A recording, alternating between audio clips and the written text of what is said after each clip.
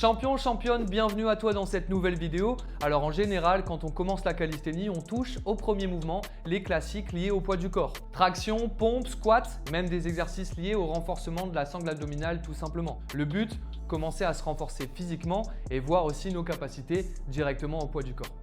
Quand on avance un petit peu dans cette discipline, on se retrouve à toucher un peu plus au statique.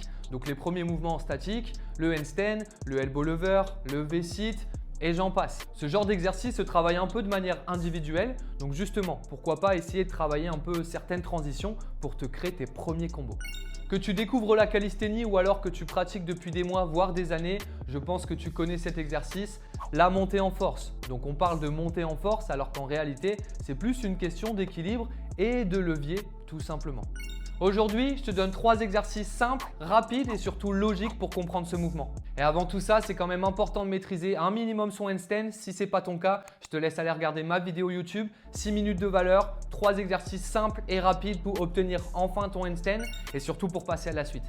Donc si on attaque réellement avec le premier exercice, moi je vais te parler de frog stand. Tu vas me dire le frog stand c'est basique, oui. Mais pour commencer à avoir une première montée en force, c'est important. En tout cas pour comprendre son levier. Et je m'explique. On va essayer de chercher à mettre les genoux sur les coudes qui vont être légèrement fléchis. Les coudes fléchis, je viens poser un genou tout doucement, je vais vers l'avant et le deuxième peut suivre.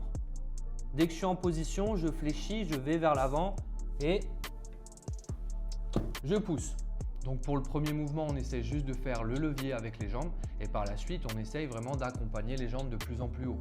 À force de pratiquer, tu vas comprendre quand il faut pousser sur les bras et sur les jambes de manière simultanée.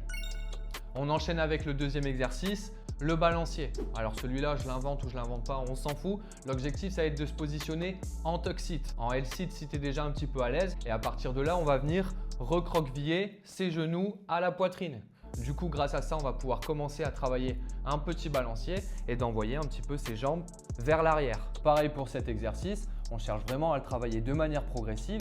Donc pour accompagner un peu les jambes de plus en plus haut, de plus en plus loin et surtout comprendre que, ok, après avoir fait tous ces essais, si je commence à avoir cette petite flexion des bras comme on a travaillé sur l'exercice précédent, je peux commencer à faire vraiment levier, à trouver le point d'équilibre qui me fait faire mon levier avec les jambes et pouvoir les accompagner pour m'étendre et m'agrandir en handstand tout simplement. On passe au troisième exercice et c'est là que ça devient important de maîtriser un minimum son équilibre. On parle souvent de monter en force et justement j'aime bien travailler la négative sur ce genre de mouvement. C'est aussi ce qu'on met en place avec mes élèves. Du coup, la descente en force. Donc comme premier essai, je lance un handstand, j'essaye de stabiliser le mouvement. On va essayer de se recroqueviller au maximum tout simplement et de résister petit à petit de plus en plus à cette descente en force. Le deuxième essai va être plus simple au final. Donc je m'élance, je stabilise mon handstand, je me recroqueville petit à petit. Et là, du coup, on va résister de plus en plus et essayer de passer les pieds en dessous tout simplement pour revenir en position tuck sit.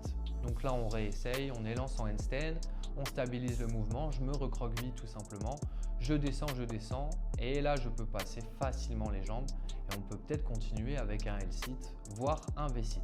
Et voilà, tu as enfin 3 exercices simples, donc le frog stand avec levier, le balancier et justement l'inverse de la montée en force, la descente en force. 5 à 10 minutes par exercice pendant ton entraînement et je te garantis que tu vas améliorer ta compréhension justement sur cette montée en force. Ça peut aussi t'aider sur certaines transitions ou sur ton handstand tout simplement. En tout cas, si tu as des questions sur des mouvements un peu plus spécifiques, je te laisse me mettre en commentaire juste en dessous. J'essaierai d'y répondre assez rapidement. Et si toi de ton côté, ça fait des mois, voire des années que tu t'entraînes en calisthénie et tu galères encore avec certains mouvements comme la montée en force, le handstand, les handstand push-up, le front, la straddle planche, le L-sit, le V-sit, ça sera avec grand plaisir de t'apporter un petit peu de valeur. Donc moi, ce que je te propose, c'est que tu réserves un petit créneau, un petit appel ensemble. Dans tous les cas, cet appel, il t'engage en rien, mais je sais que tu en ressortiras avec de précieux conseils. En tout cas, si c'est une priorité pour toi de progresser en calisthénie, te renforcer physiquement et surtout trouver ta réelle identité en tant qu'athlète, comme Sébastien, Paul, Simon, Ethan, Max l'ont fait et j'en passe d'ailleurs.